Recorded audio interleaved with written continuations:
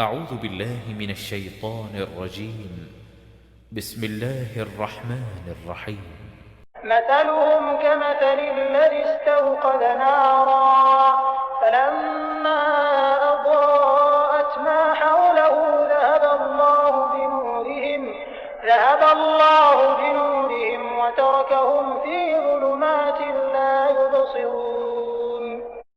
السلام علیکم ورحمۃ اللہ وبرکاتہ۔ آئیے قرآن سمجھیں۔ سورۃ البقرہ آیت 17۔ اعوذ باللہ من الشیطان الرجیم، بسم اللہ الرحمن الرحیم۔ مثلہم کمثل الذی استوقد نارا فلما اضاءت ما حولہ ذہب اللہ بنورہم وترکہم فی ظلمات لا یبصرون۔ صدق اللہ العظیم۔ ان منافقین کے بارے میں فرمایا جا رہا ہے کہ ان کی مثال اس شخص کی سی ہے جس نے آگ جلائی، پھر جب آگ نے اس کے ارد گرد یعنی ماحول کو روشن کر دیا، اللہ نے ان کی روشنی چھین لی، ان کا نور گل کر دیا، ان کو اندھیرے میں چھوڑ دیا کہ کچھ نہیں دیکھتے۔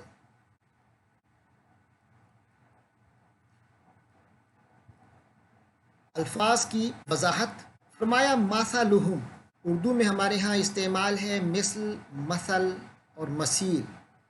فلاں فلاں کی مثیل ہے یعنی اس کی نظیر ہے، اس جیسا ہے، اور مثل کے معنی مثال کے ہیں۔ ہم ان کے، مثلہم ان کی مثال، کا مثل، یہاں بھی مثل ہے لیکن یہاں مثل سے پہلے کا آیا ہے۔ کا کے معنی ہوتے ہیں کی طرح، جیسا۔ مثلہم ان کی مثال ہے کا مثل، مثال کی طرح۔ کس کی مثال کی طرح؟ الذی، جس نے، جو، کمثل الذی، اس شخص جیسی مثال جو، جس نے، استوقدہ، استوقدہ اصلی حروف ہیں واو، قاف، دال۔ واو، قاف، دال سے ہی وقود کا لفظ آیا ہے۔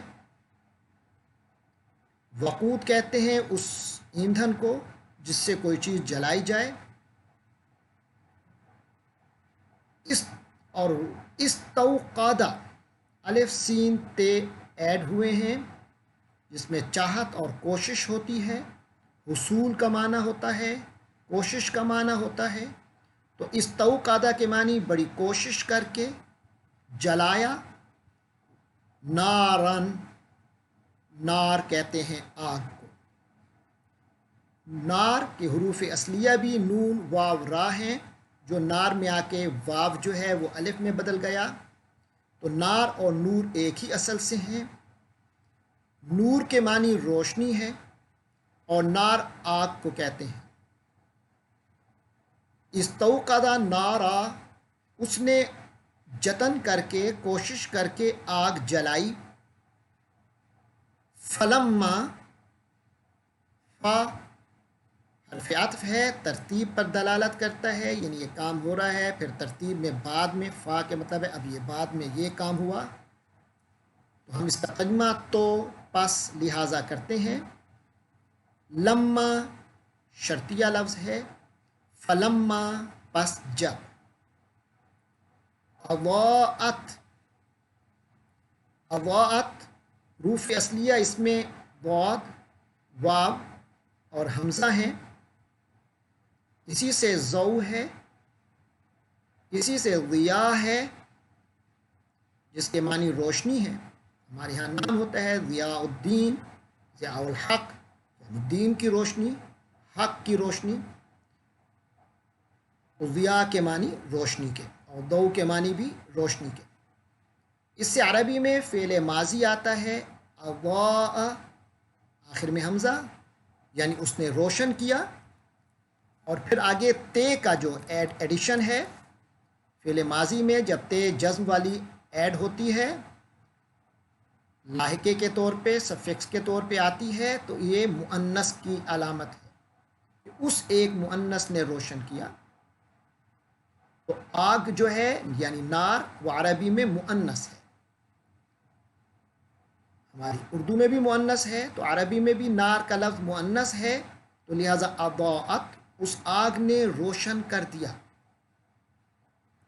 فلما اضاءت جب اس آگ نے روشن کر دیا ما حولہ، ما کے معنی جو ہے اور حول کے معنی گرد، حولہ اس کے گرد، اس کے ارد گرد، ما حولہ جو اس کے ارد گرد ہے. یہ اردو کا ماحول بھی اس کے ترجمے میں آ سکتا ہے. ما حولہ یعنی اس کے ماحول کو، اس کے ارد گرد کو. ذہب تینوں اصلی حرف ہیں، ذال ہا با، فعل ماضی ہے گیا، ذہب گیا، اللہ اللہ تعالی کا نام ہے، بنورہم بنورہم میں 3 کلمات ہیں. پہلا ہے بی، یہ بی کا جو تعلق ہے وہ دراصل ذہبہ کے ساتھ ہے. ذہبہ کے معنی ہوتے ہیں گیا، اور ذہبہ کا جو مفعول آئے اس پر اگر صلہ بی کا ہو جیسے یہاں ہے تو اس کے معنی صرف گیا نہیں ہوگا بلکہ لے گیا. لے گیا یعنی ایک چیز کو بالکل ختم کر گیا، سلب کر لیا، زائل کر دیا. تو نور کے معنی روشنی ہے، ہم ان کی، بنورہم ان کی روشنی کو لے گیا. ذہب اللہ بنورہم اللہ تبارک و تعالی ان کی روشنی کو لے گیا، یعنی ان کی روشنی کو، ان کے نور کو ختم کر دیا. وَتَرَكَهُمْ اور تارکا اس نے چھوڑا، ہم ان کو، ہم ایک ہی معنی میں ہے. نورہم تھا کیونکہ ہم سے پہلے را آئی تھی، را کے نیچے زیر تھی تو اس لیے ہم کی بجائے نورہم نہیں پڑھا، نورہم پڑھا گیا. تو یہاں ہم سے پہلے کیونکہ زبر ہے تو پیش پڑھنا آسان تھا تو لا تارکہم پڑھا، یہاں تارکہم نہیں پڑھا، ورنہ معنی ایک ہے. وَتَرَكَهُمْ اور ان کو چھوڑ دیا، فی میں ظلمات، ظلمات ظلمت کی جمع ہے، ظلمت کے معنی ہے اندھیرا. اس کے اصلی حروف بھی ضا لام میم ہے. ہمارے ہاں اردو میں بھی ظلمت کا لفظ استعمال ہوتا ہے، اسی سے ظالم ہے، اسی سے مظلوم ہے، اسی سے ظلم ہے. لا کے معنی نہیں، یبصرون یہ بصر سے ہے، با صاد را، یہ پہلے گزر بھی چکا علی ابصارہم غشاوہ میں. تو بصر کے معنی دیکھنے کی قوت کے ہیں. ابصارا اس نے دیکھا، یبصرو یہ پہلے آیا ہے تو یہ وہ کے معنی میں ہے، یبصرو وہ دیکھتا ہے فعل مضارع، اور آخر میں واو نون جمع کا کی علامت. یبصرون وہ سب دیکھتے ہیں، لا یبصرون وہ نہیں دیکھتے ہیں. تو آئیے ایک بار ترجمہ دیکھتے ہیں. فرمایا مثلہم ان کا منافقوں کی مثال جو ہے کمثل اس مثال جیسی ہے. ان کی صورتحال کو اس انداز میں سمجھو کہ الذی استوقد نارا، ایک قافلہ روانہ ہو رہا ہے اور شب ہے، رات ہے انتہائی تاریک. ان میں سے ایک شخص نے بڑی محنت سے، بڑی جتن سے اس نے آگ کا لو روشن کیا روشنی حاصل کرنے کے لیے، تاکہ روشنی میں سفر آسانی سے طے ہو، اونچ نیچ نظر آئے، کانٹے پھول میں کی پہچان ہو، صحیح غلط سے روشناس ہو. تو فرمایا اس کے لیے اس نے آگ روشن کی. فلما اضاءت ما حولہ پھر جب اس آگ نے ماحول کو روشن کر دیا، روشنی ہو گئی، اب اہل قافلہ کے لیے بیرونی دنیا کا اندھیرا ختم ہو گیا اور روشنی ہو گئی. تو ذہب اللہ بنورہم مگر اللہ تبارک و تعالی جو ان کا اندر کا دیکھنے کا نور یا روشنی تھی جس کی وجہ سے ان کو دکھائی دینا تھا، ان کی آنکھوں کا جو نور تھا وہ اللہ نے سلب کر دیا. وَتَرَكَهُمْ فِي ظُلُمَاتٍ لہٰذا ان کو پھر اندھیروں میں ہی چھوڑ دیا. اگرچہ باہر کی دنیا تو اب روشن ہو گئی، مگر یہ اپنی آنکھوں کے نور کے چلے جانے سے اب یہ پھر اندھیرے میں ہی بھٹک رہے ہیں۔ لا یبصرون، اور وہ نہیں دیکھ رہے، اب وہ نہیں دیکھتے ہیں۔ یہ دراصل مثال ہے ان منافقوں کی۔ آپ صلی اللہ علیہ وسلم جب مدینہ منورہ تشریف لائے تو اس وقت ہر طرف اندھیرا چھایا ہوا تھا، کفر اور شرک کے گھٹا ٹوپ اندھیرے تھے۔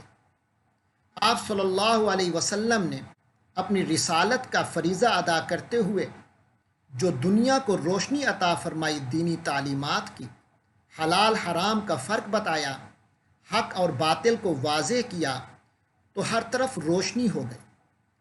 یہ لوگ پہلے تو اس انتظار میں تھے کہ ہم اس زندگی کے سفر کو اس روشنی میں طے کریں جو اللہ کے نبی لایا کرتے ہیں، تو پہلے حضور پاک کا انتظار کر رہے تھے کہ اللہ کوئی رسول بھیجیں، لیکن جب اللہ نے وہ رسول بھیج دیا اور انہوں نے ارد گرد روشنی پھیلا دی، تو ان کے اندر جو مفاد پرستی تھی، جو دنیا پرستی تھی، جو مادیت اور ظاہر کے پیچھے لٹنے والے تھے، انہوں نے اس نور کی اس کی قدر نہ کی اور اپنے ذاتی مفادات کی وجہ سے اسلام کو اوپر سے تو کہہ دیا کہ ہم ایمان لاتے ہیں، مگر حقیقتاً اس ایمان سے محروم رہے۔ تو لہٰذا جو شخص بھی اللہ تبارک و تعالیٰ کی نعمت ہدایت کی قدر نہ کرے اور اپنے آپ کو قربانی کے لیے پیش نہ کرے، تو پھر اللہ تبارک و تعالیٰ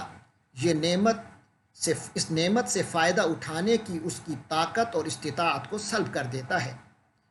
لہٰذا اس انداز میں یہ مثال فرمائی گئی کہ وَتَرَكَهُمْ فِي ظُلُمَاتٍ، اور پھر اب ارد گرد تو اب روشن ہو گیا ہے، لیکن اب اپنی اندر کا نور اپنی ضد، حسد، ہٹ دھرمی اور دنیا پرستی اور مفاد پرستی کی وجہ سے اس نور سے محروم ہو گئے۔